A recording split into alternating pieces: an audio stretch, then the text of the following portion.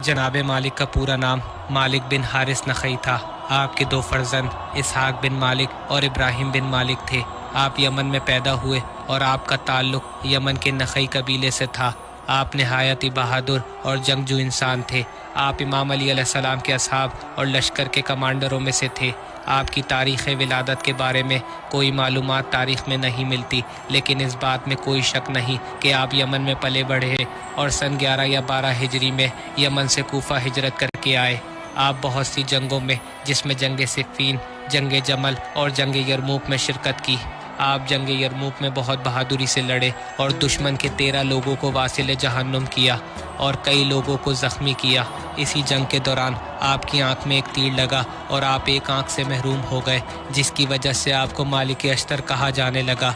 मालिक अश्तर एक शुजा घुड़सवार सरदार कबीले से शिया बुज़ुर्ग थे और इमाम अली अलैहिस्सलाम की दोस्ती और हिमायत में हमेशा साबित कदम रहे। खलीफा सोम के कत्ल के बाद इमाम अली अलैहिस्सलाम की ज़ाहिरी खिलाफत के लिए लोगों को बैत करने की दावत में पेश रहे। इमाम अली अलैहिस्सलाम ने अपने ज़ाहिरी खिलाफत के दौर में आपको मिस्र का गवर्नर बनाकर भेजा और आपको अल्लाह की तलवार का लक़ब दिया। तारीख़ में है कि जनाब मालिक मिस्र पहुँचने से पहले ही हाकिम शाम के जहर दिलवाने की वजह से शहादत के अजीम मर्तबे पर फाइज हुए। इमाम अली अलैहिस्सलाम ने जब मालिक अश्तर को मिस्र का गवर्नर बनाकर भेजा तो अहले मिस्र के नाम ख़त भेजा, जिसमें तहरीर था कि मैंने खुदा के बंदों में से एक बंदा तुम्हारी तरफ रवाना किया, जिसकी सिफ़त यह है कि खौफ व ख़तर के अय्याम में इसकी आँख में कभी नींद नहीं आती और दुश्मन के जुल्म व सितम और मसाइब से खौफज़दा नहीं होता। ज़ालिमों और जाबिरों पे आग से ज़्यादा सख्त है। इसकी बातों पर अमल करो और इसकी अताअत करो, क्योंकि वो खुदा की तलवारों में से एक तलवार है।